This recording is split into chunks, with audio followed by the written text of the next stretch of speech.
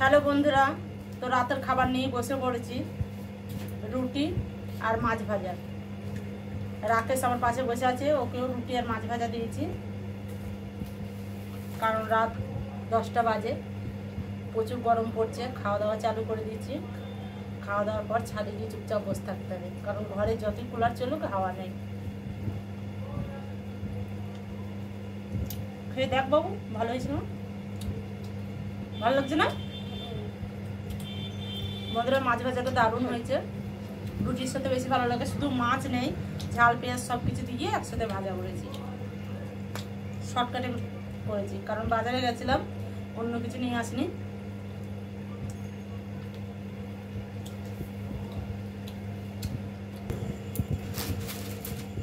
বাজারে গেছিলাম তোমাদের বললাম বন্ধুরা।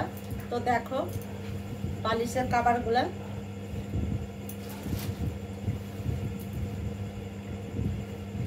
বাজার থেকে বেড কাভারটা নেওয়া হয়েছে, কারণ এই যে বেড কাভারটা আমার পাতা ছিল, ওটা হচ্ছে একটু ছিঁড়ে গেছে, তাও আমি পেতে রেখে দিই। পয়সাই ঠিক মতো হয় না বলে আমি নিতে পারিনি। তো আমার স্যালারি এসেছে বলে আমি গিয়ে চাদরটাকে নিয়ে আসলাম।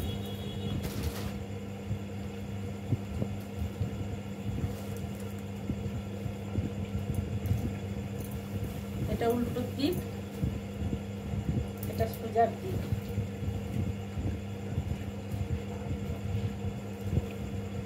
কেমন হয়েছে অবশ্যই কমেন্ট করবে। একবার সুতির বন্ধুরা, এটা কোনো ভয়েলের নয়, কোনো পলিস্টার কিচ্ছু না, সুতির চাদর। আমার সুতির চাদর ভালো লাগে। আর বালিশের ওয়ার দুটো বালিশের মধ্যে বাবু ভরে ফেলেছে।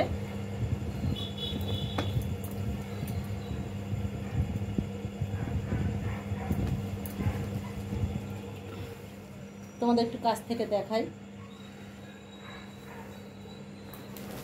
আমার তো এটা মনে হচ্ছে যে একটু শাড়ি হলে আমি পরে নিতাম। তোমাদের কেমন লাগছে জানি না। দেখো, আমার সুতির শাড়ি পরতে খুব ভালো লাগে, কিন্তু পয়সা থাকে না বলে আমি শাড়ি নিতে পারি না। প্রচুর প্রচুর ভালো লাগে। মনে হচ্ছে শাড়ি হলে সত্যি বন্ধুরা আমি পরে নিতাম।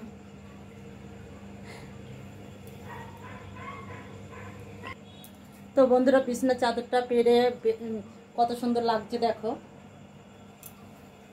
ভালো লাগছে কি লাগছে না তোমরাই কমেন্ট করো।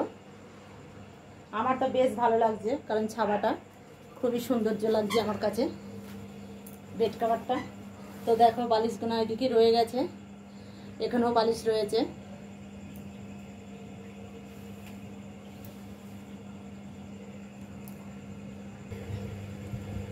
তো বন্ধুরা, বেড কাভার তো নিয়ে নিলাম। তোমরা হয়তো অবশ্যই এটা মনে করবে যে দিদি বেড কাভার নিয়েছি, দিদি বেড কাভার দেখা যায়, বেড কাভারের দাম কত? অবশ্যই তোমাদের দামটা বলবো। তো বেড কাভারটা বেশি দামের আমি নিতে পারিনি, অল্প দামেই নিয়েছি। তো বেড কাভারটার দাম হচ্ছে 200 টাকা। ওখানে সেল দিচ্ছিলো 100 টাকা বেড কাভার দিচ্ছিলো সিঙ্গেল বেডের, আমি ডবল বেডের নিয়েছি, তো আমার 200 টাকা নিয়েছে।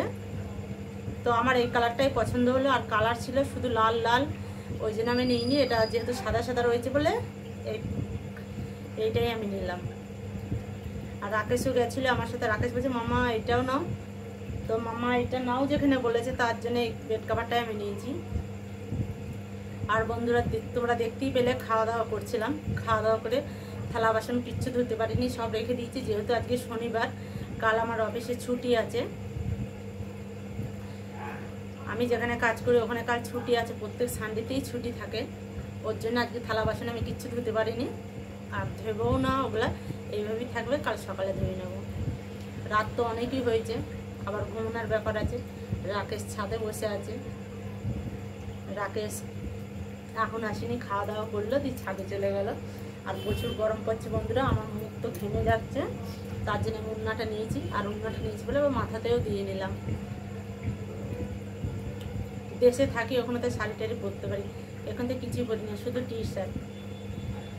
নাইটি পরলেও গরম লাগে, চুড়িদার পরলেও গরম লাগে, আর টি শার্ট পরতে আমার খুব ভালো লাগে, কারণ আমার মনে হয় যে খুব নরম নরম লাগছে, কোনো গরম লাগছে না, এটাই মনে হয়। কিন্তু গরম তো অবশ্যই করবো, গরমের দিন তো গরম করবে না।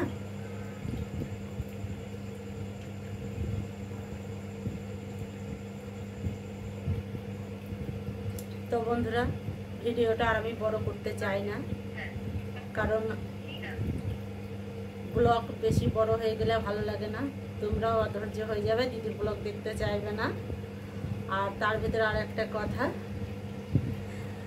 সবাই আমার চ্যানেলটা, যে নতুন হয়ে থাকে আমার চ্যানেলটা অবশ্যই সাবস্ক্রাইবার করবে, পাশে থাকা বেল আইকনটি ক্লিক করবে, তাহলে সবাইকে রেখো আমার ভিডিও আপনাদের কাছে পৌঁছে যাবে। তো বন্ধুরা চলো, আজকের মতো টাটা বাই বাই, সবাইকে গুড নাইট। সবাই ভালো থাকবে, সুরক্ষিত থাকবে, তোমাদের ভালোবাসা আশীর্বাদে আমাদের ভিডিও বানাতে উৎসাহ বাড়িয়ে দেয়।